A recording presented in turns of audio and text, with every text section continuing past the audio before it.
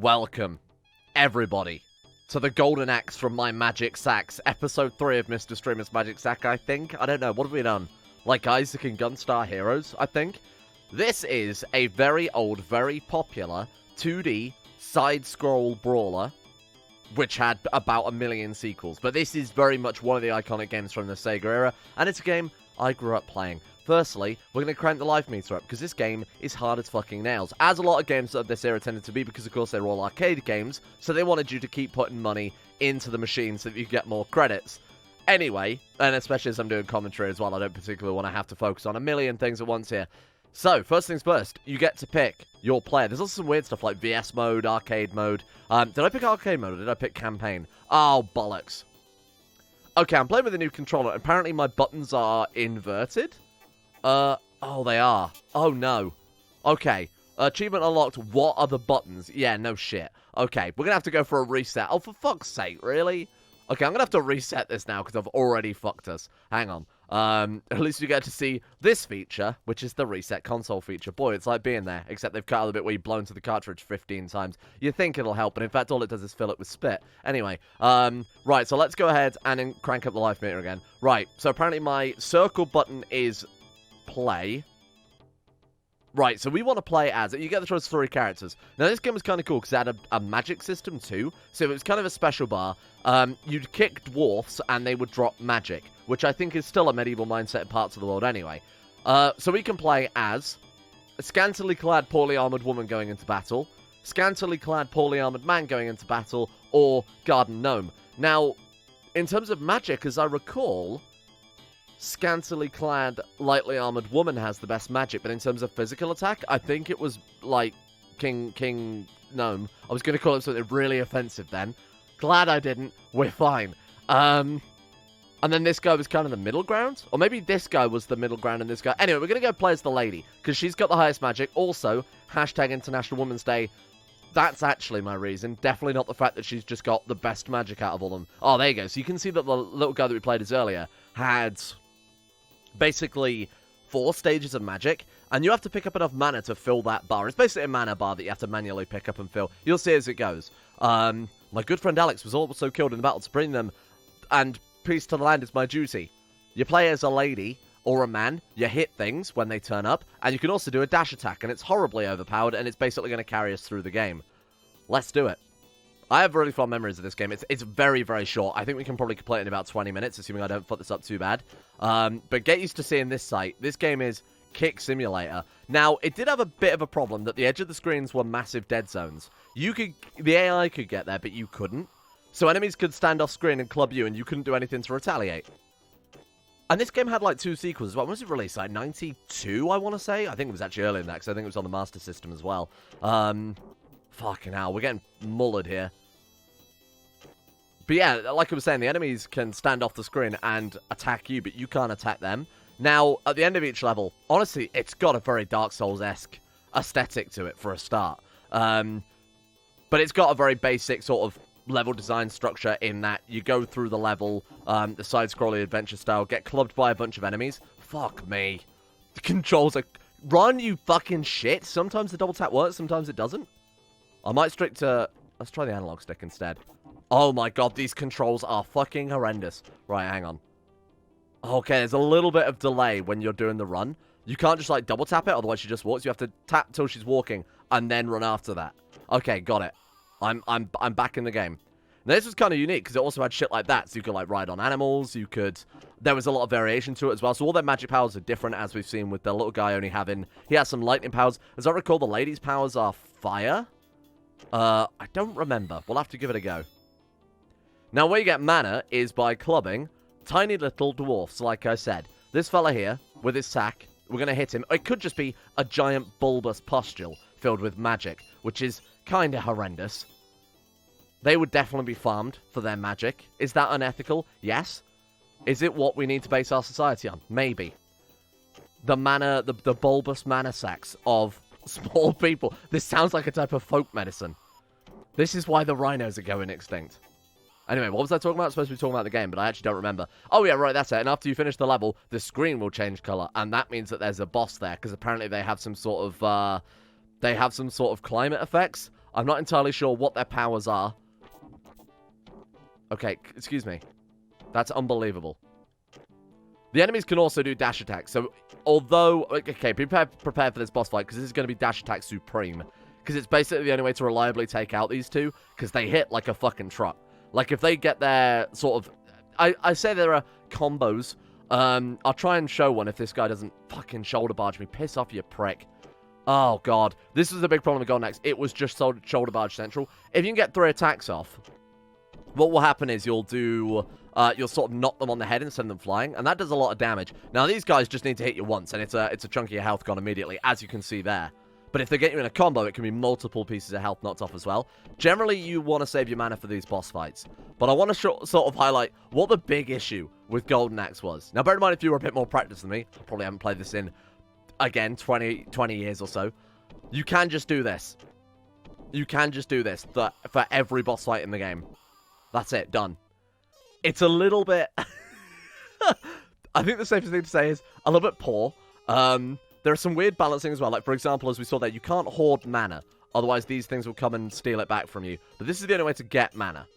Which is why you don't really want to expend it too much going through the levels. It's a bit of a backward system, because you're encouraged to hoard it as much as possible, but then you're also punished for hoarding it. So, I don't know. You know, it's just one of those classic games. They haven't really worked out how they want to make games yet. There's also a lot of garbage platform elements. For example, you see that giant sheer cliff that looks like it just hasn't loaded in? You can fall off that and die. Oh, look, we actually got a bit of a combo off there. But again, it is better just to do the running dash attacks. If anybody remembers Golden Axe, I'm genuinely curious. Because whenever I talk about this game, people look at me like I'm spouting the old magics. Oh my god. She can't pull the combo off. Can you see that? Because he's slightly out of range. This is what I'm talking about. There's dead zones at the edge of the screen. So he's slightly off the screen, but we can't get to the area where his hitbox is. So we were just then clubbing in an area where he was outside of, so the combo wasn't carrying on. I'll see if I can do the actual thing. That's what it's supposed to be. So 2 sword swipes, 2 head slams, and a kick. You can also throw. I'm not entirely sure what the difference is. It's all one button. I should point that out as well. The button to throw, the button to attack, very, very much Sega. Bear in mind, Sega original controllers only had 3 buttons anyway. And then in the Megadrive version in the European release, there were 2 different versions of Megadrive as well. There was obviously not just the Genesis I'm talking about. There's Genesis and Megadrive, but then there was also the Megadrive 2, which looked a lot cooler. It was essentially the same thing. It just had a slightly different design, like a lot more modernness to it. And here's a dragon, which is still nowhere near as good as just dashing attacks. Hence the fact why we're being consistently foiled by dashing attacks. I'll do some magic in a second. I've been saving it for some of the big bosses, because a lot of these levels genuinely are just palette swap central. So very much the problem that we have in Mortal Kombat, the problem you will get with this game, and honestly a lot of games from this era as well. See, this is where we could have used a little bit of magic earlier on, because now we've maxed out. You don't get any bonus for going above your mana or anything like that. Alright, here's the boss fight. Again, that was an entire level, by the way. Boss fight is, like I said, just palette swaps of the previous enemies you fought. And they tend to do wave boss fights as well. So, it's almost kind of a way to bait you to use your magic early. So what will happen is, if I use it now, you'd probably think, oh yeah, okay, that's great, these guys will die really quick, and then they'll throw a second wave at you. So as I recall, the second wave after this is another one of these women here, the angry ladies with the hats, and then, well, that's not really very fair, is it? And then after that, it's a skeleton with I think it's a skeleton riding a pink dragon as well, or the woman might be on a pink dragon with a skeleton, something like that. But it's very poor in terms of design, I will admit. Oh, sorry, it's 2 of them, and a skeleton. My bad. So this is where you want to use magic, and I'm actually going to do it now just to show it off. That's kind of cool, you got to admit. A little bit overkill, but it is kind of cool. Anyway, we want to save that for some of the big bosses at the end of the game. Now, the little green guys give health. Same story, unfortunately. If we kick them for health, it's not going to do anything for us right now. We want to focus on getting the magic. That's all that really matters here. Without magic, certain boss fights are very, very, very hard, particularly the final boss fight of the game. So you can see we're trying to get to that castle there. And you probably think, what's the safest way to get to that castle that clearly we've been booking it towards? That's right, go on the back of a giant turtle to a completely different island. Why, yes, this is Final Fantasy. I will admit the level design's kind of nice, but the game design itself is incredibly poor. Not just for the technical reasons like the screen dead zones, but for the the repetitive enemies. Just get used. This is it. You've basically seen all the enemy variety. There are some armored knights, which come in silver and gold varieties. And then I'm trying to think, outside of what you've seen already, this is genuinely it. If you're careful, you can take the dragon throughout the rest of the level, but the dragon is absolutely terrible compared to the charge attack, which is quite clearly superior. You can charge attack on the dragon, but obviously you are much, much larger. So you're putting a giant target on your head. What's jump? Right, okay, here we go. Remember, platforming in 2D games, absolutely fantastic. I know most platformers are 2D, but in 2D brawlers, oh, fuck me. And this is why the dragon is weak. You can't get off the dragon either. I feel like I need to point that out. Once you're on it, you have to be either kicked off or... Shit, can we not even pick that up? There we go. Okay, cool. You have to be kicked off, or that's it. You are a dragon man. Again, these are the bosses from the last level. Again, more of the same. Now, there's also a lot of scummy stuff you can do like this, so only engage one of them at a time. Keep them off the edge of the screen. Keep them screen locked. But that, again, can backfire because of the dead zones. Dragon will actually let you get around that. There's another, the pink dragon as well. We didn't actually get to see it. The pink dragon, unlike the green dragon, will fire actual projectile balls. Kind of like Mario's Fire Flower. So rather than it being a sort of ground attack, and again, we can just keep doing this now. Which is so garbage. So the player can't get to it, but again, the sprite goes off the screen, so who fucking cares? And this is it. These were the bosses, don't forget, from the first level. Excellent. Never understood what Deb means. It is I, Sam from the future, to explain what Deb means. While I was editing this, I went and looked it up. Apparently, it's supposed to be an inn, and inns are where you will obviously go and rest to get a bed. However, Japanese is written right to left. So in the translation, they literally wrote it D-E-B to read from right to left, which would be bed. Anyway, some garbage fucking terrible translation there to add to this terrible mechanic game. If you know what Deb means, let me know. That's always confused me as a kid. Deb, what the fuck could that stand for? I'm like genuinely racking my brain. I thought it was like deputy. Growing up, I always assumed it was just like deputy, but spelt wrong. Might be something completely random as well. I'm sure those numbers on that background there too mean something. They almost look like assembly. Like assembly codes? Maybe it's a reference to something. Anyway.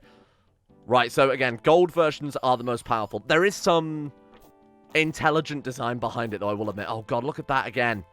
Just horrible, horrible game mechanics. And there is the Silver Knight, a new enemy at long last. And I genuinely think he is the last new enemy we will see right now, right up until we fight the final boss of the game, who is just another large knight. Luckily, we have some very complex fighting mechanics ahead of us, by which I mean doing large jumping kicks. I don't know why I remember this game so fondly, because in hindsight, playing again, my god, it's bad, isn't it? Ooh, yikes, they hit hard. I didn't really need to put the life up in hindsight. But bearing in mind, if the enemies spawn on top of you, which next level they will, skeletons rise out of the ground, and it's kind of difficult to tell where they're going to come from, they will just be able to immediately spawn in on top of you and combo lock you down, because there's actually a dead zone. You can't attack enemies that share the same square on the screen as you, for whatever reason. Right, obviously we want to continue here. How do I do that? That button? There we are. And if you're playing on hard or very hard, you get less credits, and of course you can also change your life total as well. But I just want to get to the end of the game to kind of show you guys what this was about. About kicking. It's about kicking. This game is the best kicking simulator ever made. Once again, the little green guy's completely pointless. In fact, we only need really one more mana, don't we? We'll just do that. Music's very bad. I mean, bear in mind that this was the same era as the last game we played, Gunstar Heroes.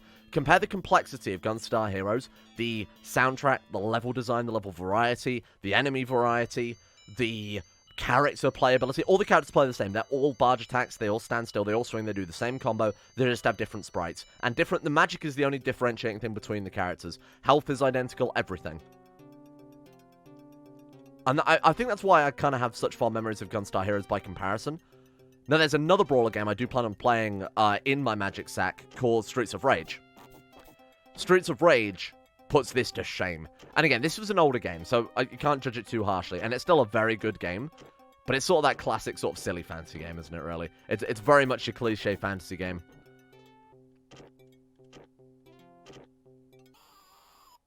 Okay. We good? Sorry, I've got to kick this man one more time. And all it is just about having a faster reaction time from the enemy for... It's chicken. That's exactly what this is. It's playing chicken with the enemies. You've got to barge attack them faster than they can barge attack you. So this is the skeleton area I was talking about. Now, if you happen to stand where one of those skeletons pops up, they can just do that, by the way, which I don't know if you noticed was 2 health immediately gone. These guys are very, very tough, and they're also very resilient as well. Almost does feel like the classic Sega example of level padding, which we talked about a little bit before. But you got to bear in mind, a lot of these games that came out on this system were also arcade games, which is why there is so much level padding going on. Increase the enemy's health massively, make them hit really, really hard, so you have to keep putting in those 50 pences or the quarters if you're in America. That's a terrible exchange rate, isn't it? My God.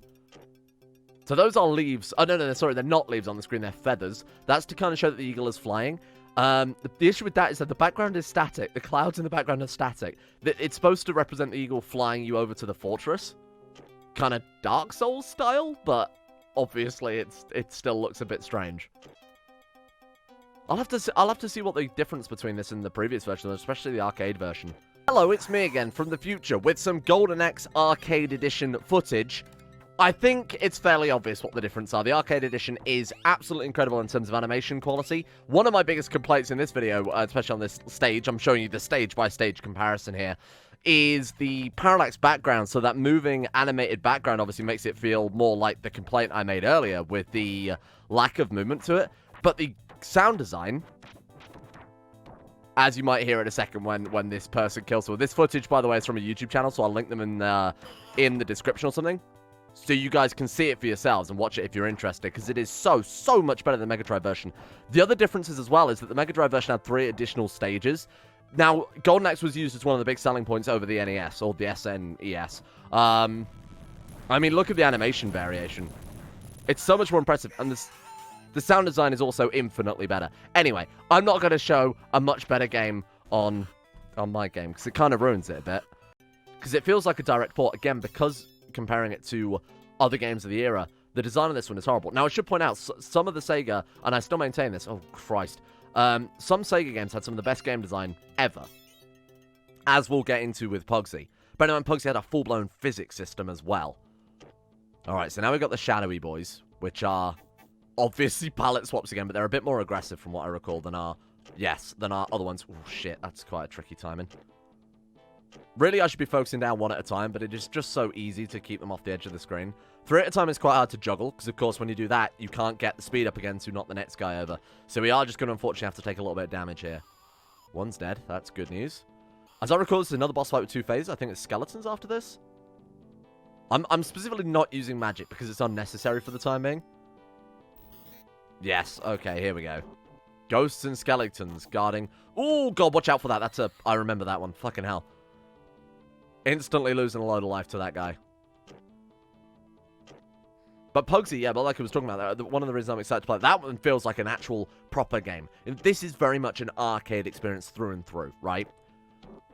Pugsy, though, by comparison, feels like a proper game. It has a campaign, it has collectibles, it has persistent collectibles too. Bear in mind there were no save cartridges. It was still a password-based system. But you were able to collect coins and deliver them to the sort of, not central hub, but it was kind of like a level that you can unlock stuff with eventually. Pugsy had pickups. I am going to accidentally call it Kirby occasionally, because that's basically what it was. It was Sega's Kirby. But it has some incredible level designs as well. But that's also made by Traveler's Tales. Traveler's Tales are the same people who made Crash Bandicoot. So they've obviously got a bit of pedigree to that name, really. I have a feeling the only difference between this and the arcade release of Golden Axe was the multiplayer, although that wouldn't make sense because arcades are perfect for that. I'm not sure that in hindsight. I'm not sure what the difference is. Maybe beginner mode to make up for the fact that, bear in mind, it's got a beginner mode, which is indicative of the difficulty in itself to kind of get used to the mechanics. Almost like a tutorial, but it's basically just the first 2. It is essentially just the first 2 levels on easy mode. What is this? Auto steering in Mario Kart? What is this? Summoning on the Covetous Demon fight? We'll sort of lose it when beat the Covetous Demon in the first fight. Okay. And now, we are across to almost the last level. Like I said, it's an incredibly short game, but again, it was intended for arcades. So, not much of a shocker. 3 skeletons, I would like to point out, harder than the boss fight from the previous level. That's 2 hit points? Fucking hell. Oh my god, these guys hit so hard. But beginner mode doesn't let you go this far. Beginner mode only takes you up to, I believe it's the Silver Knight. You know, the one with Deb. Whatever that means still. Deposit? That doesn't work either. That's completely the wrong letter. Deb? I feel like it's just something that's been lost in translation a lot, but we drop down here, don't we? I hope you enjoy those skeletons, because you're seeing a lot more of those fucking things. Oh, good, a dragon. How I've missed you. On the plus side, though, we can do our usual tactic of getting them right close to the edge of the screen and just scumming it up. You might also notice the sound design in this is fucking horrendous, particularly when spamming the attack button. That's unfortunately a limitation of the arcade port. So you can only have one sound effect playing at one time, which means if you attack twice, it'll just queue up the same dragon sound effect again, and that won't play. It'll just overwrite the previous one, rather than making them, you know, flow naturally into other, or something like that. The background music, of course, being very, very basic MIDI compared to Gunstar Heroes. I need to look up the actual technical side of this game, to be honest, to find out why it was so limited. I have a feeling it is just basically a direct port. It almost, I can almost put money on the fact that it was probably certainly not done by the original developers, the port to Sega. I bet they made it for arcade and then ported it to Sega with a completely separate team. Which is why it's got no new features, no new content, not a redone soundtrack with the increased capabilities of the Megadrive or anything. Just the fact that they just wanted some cash. Or actually what it was more likely that it was a very, very popular arcade game and Sega was like, hey, can we buy the license for that off of you? Because, of course, they were still looking for their hit sort of Sega... They were still looking for their hit Sega mascot. Bear in mind, this was Alex Kidd era.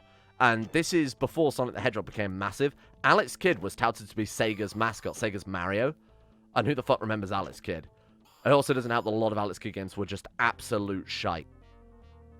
And here we are. This is basically the final level now. Hence why they are throwing magic at you. But again, we're not really using magic because, unfortunately, you are encouraged to hoard it as much as possible. Now, again, you're probably thinking, what the hell are some of those numbers? So, if you have 4 jars of mana, you can use the first attack. And the first attack doesn't do very much. But if you have an extra jar, you get a different attack, which does more damage. Then if you get an extra jar, you get another different attack that does more damage, etc., etc. And here we are. More palette swap central. Ow. We should probably get into the habit of using some mana, but the issue is I don't want to run out of mana, because obviously she requires, what is that, like 9 pots of mana for the... I don't know if that's her official name. I'm just assuming that's what they are. To be fair, the soundtrack's slightly better here, but again, you can tell it's much, much lower quality than the other games we've played. After this, we'll probably go on to a bit more of a complex one. I don't want to commit to Pugsy quite yet, because Pugsy is one of my favorite Megadrive games. Oh, it's worth bringing up as well. So people were talking about Cuphead, I believe, on the last comment section. Might have been in Discord in response to one of these videos.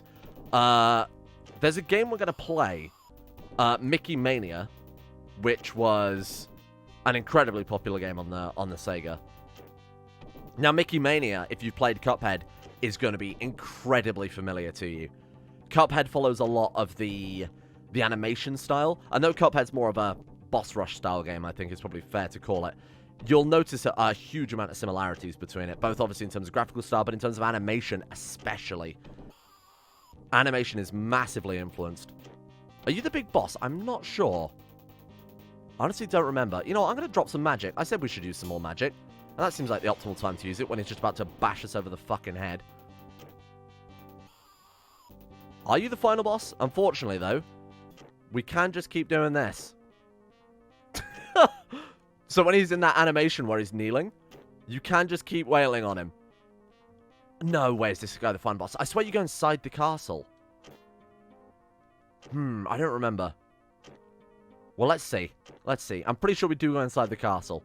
But if this is the end of the game, that's fucking hilarious. Because this is the complexity of Golden Axe. And again, this is why I'm saying there's a lot of level padding. Because if the game was entirely boss fights like this, which essentially they all have been, bearing in mind. Right, here we go. Then it would be... Oh no, that was it.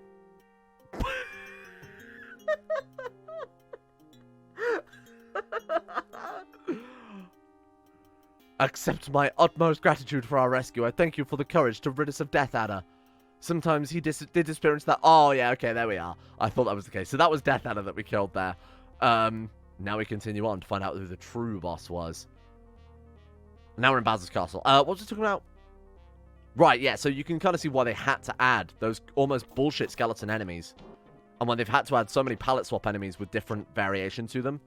Absolutely fantastic AI there. Just because the game is horribly, horribly mechanically broken. Now, they did fix a lot of the complaints, fuck me. In Golden Axe 2, from what I recall, we're dead. Yikes. Okay, let's get away from that. I don't know if you also noticed as well, they have almost no horizontal jump at all. Only vertical. I think we've kicked that guy off. Oh, we can just... My god, did you notice how many... Yeah, I forgot you could do that in hindsight. Palette swap ghost lady. Okay, I've forgotten the controls. I've tilted myself a little bit here. Oh my god, seriously? Wow, that's really poor show. That's, like, really bad. Excellent work. Oh, there's a spooky man back there. Oh, that's bullshit as well. Come on, fuck off with that. I think we can probably just lure a lot of these guys off the edge. Little boys, give me your magic. Please, give me your magic. Please. Why are you not running anymore? Fuck. I'm getting tilted. Please. I shouldn't have wasted all my mana. Give me more mana. Okay, alright, go. Go, kick. Kick. And then you've got a unique animation to beat the shit out of these little guys. Again, I hate the fact their sack is that their bindle is the same color as their flesh. A flesh bindle. It's just not good. Oh, fuck off. Seriously? God damn. Oh, yeah, no, this is coming back to me now. Look at all these unique sprites they've got. How many of them do you think are going to come to life? I'll let you guys be the judge. Could it be the ones we've seen before? Could we kick them all off the edge so we don't have to actually fight them? You may be right. The truth might surprise you. Where should we get this side of him, shouldn't we? And start kicking him this way, because these bloody skeletons are more resilient than every boss we've fought. Let's do that. Nice. Okay. 2 gold knights this time. Oh, I do remember this bit. Right, final boss incoming. As far as I recall, these two are the final bosses, or the final bit to before the boss. Shit, I am trying to scum this up a little bit, I will admit. Be gone. We don't want to kick ourselves off. That would suck. But again, remember what I'm talking about. There's the screen edge where we can't fall off, but the enemies can. So we can just do that. And we're entirely safe while we do it, but they're really not. So we actually can't throw ourselves off the edge of the screen there. I wanted to demonstrate, but apparently we're moving on. There he is. Shao Kahn. Is this the final boss? Is this actually... Please tell me it's exactly the same as the last boss. Oh my god, it's exactly the same. He does some magic. It is Shao Kahn. Oh my god, it even looks like Shao Kahn, doesn't it? Should we use some mana? Get rid of these bloody skeletons. So you can see, because we didn't have all the jars of mana this time, it's still a fiery attack, so they are themed. Oh, come on. Why was it not attacking then? Oh, he can also use magic. That's kind of cool. I didn't know he could do that. Wow, that's an insta-kill. Wow, that's so fucked. Imagine if you spent like 15 quid in the arcade to get up to this stage, and then my man uses a fucking insta-kill. Right, just keep kicking him. That's why the skeleton's here, again, to stop you keeping this guy on lockdown. It's just disgusting. It's just so fucking bad. Please die. I think the skeletons might be invincible here, you know? Now these, I should also point out, these animations are reused from all of, as we've seen with our own magic attack, these are reused from all of the other characters. So the explosions there are reused from the male warrior. Lightning is reused, so when he hit the floor and the lightning came out, that's reused from the little dwarf guy. We actually might not beat this. I cannot believe it. Oh, come on. Look at this. This is such atrocious design. The fact that he can get us, like... There's no iframes or anything like that. There's no invincibility frames. Fucking hell. Oh, come on. And every time he knocks us down, it's immediately followed up with one of those. We are on the verge of a game over here, friends. I hate to say it. The invincible skeletons are kind of doing my head in as well. But again, I assume that's because... Fucking shit. Is it just whenever we're knocked down, he's programmed to use one of those attacks? Huh. Well. That's it. Game over. Wow. I didn't remember that being that scummy. Total score 189.3. Used player 12. I don't know what that means. 45.7 strength. B. B. Thank you. Used player 12. What does that mean? Used player 12. Is that how many respawns we used? How many lives we used? So was it 3 continues and... No, because it was 5 per... I have no idea. There's also the duel, which is PvP.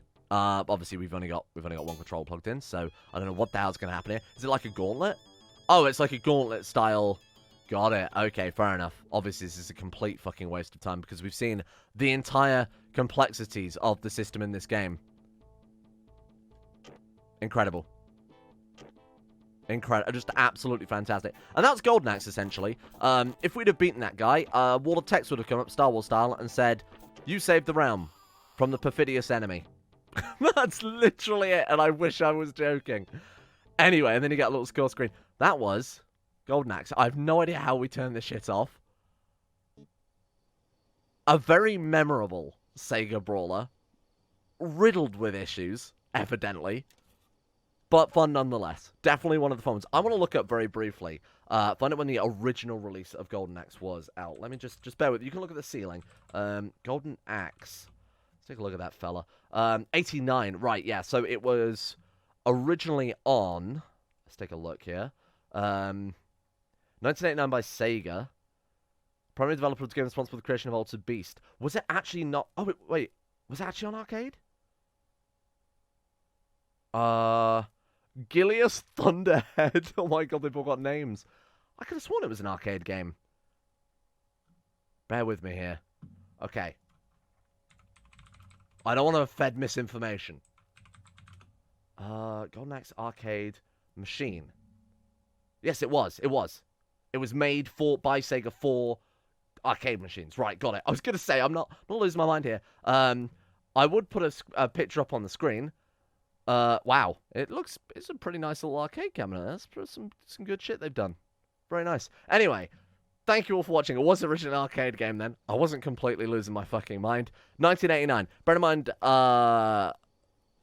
that Gunstar Heroes, the one we played, came out in 93. So 4 years, you can kind of see how many leaps and bounds were already, in essentially the same generation, were already coming by. So I guess that'd be the difference between, you remember the starting era of PlayStation 2 games versus the very end of it. And that console had a lifespan of years and years and years. And it's still the same. You know, bear in mind, Oblivion and Skyrim came out on the same console. So it's mind-blowing how far they've come just over a few years.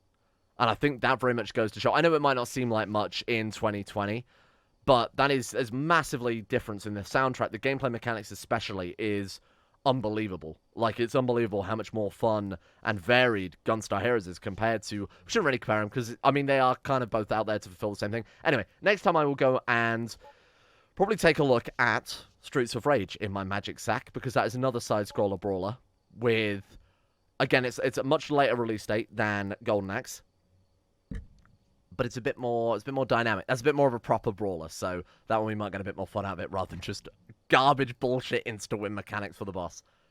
Thank you. Thank you for being in my Magic Sack.